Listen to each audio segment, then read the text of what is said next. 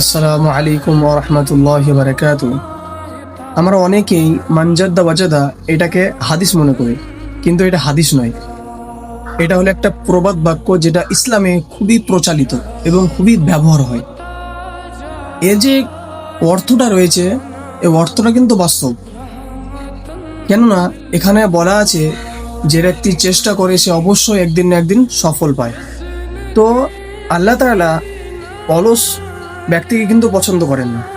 আল্লাহ তাআলা ওই ব্যক্তিকে পছন্দ করে যে সব সময় চেষ্টা করে, যে কোনো জিনিসে, সে নিজের অর্থের জন্য হোক এবং নিজের পরিবারের জন্য হোক, যে কোনো জিনিসে হোক, আল্লাহ তাআলা কিন্তু যে চেষ্টা করে তাকে কিন্তু পছন্দ করে।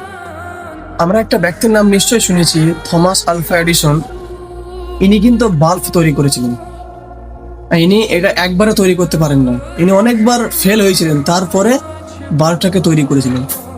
আর উনি যদি চেষ্টা না করতেন তাহলে কিন্তু আমরা আজকে দুনিয়ার বুকে লাইট যে জিনিসটা রয়েছে, বাল্ব, ওইটা কিন্তু আমরা দেখতে পেতাম না। তাহলে প্রত্যেকটা চেষ্টার ফল কিন্তু আল্লাহ তাআলা দেন। আপনি যদি মেহনত করেন, আপনি যদি বেশি বেশি করে মেহনত করেন, তাহলে আল্লাহ তাআলা আপনার সঙ্গে অবশ্যই থাকবে এবং আপনি যে জিনিসটার উপরে মেহনত করবেন ওই জিনিসটা একদিন না একদিন অবশ্যই পাবেন। তো ইনশাআল্লাহ আমরা বেশি বেশি করে মেহনত করার চেষ্টা করব। আসসালামু আলাইকুম।